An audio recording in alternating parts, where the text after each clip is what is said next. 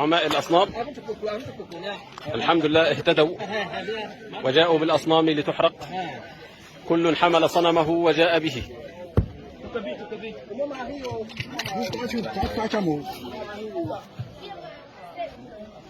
هذا أفضل يوم طلعت فيه الشمس على هذه القرية، حيث جمعوا أصنامهم. وزعماء الأصنام هؤلاء سيعيدون نطق الشهادة بعد اللقاء الخاص به. أشهد أن لا إله إلا الله وأشهد أن محمدا رسول الله.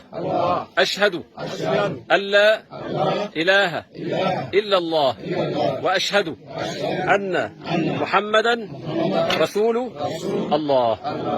هيا اجعلهم يحرقون هذه الشياطين. الله أكبر، الله أكبر. قل جاء الحق وزهق الباطل إن الباطل كان زهوقا.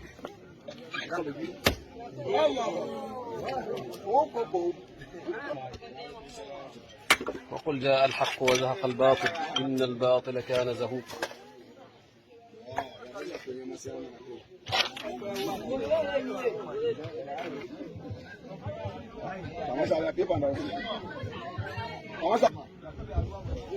الله أكبر.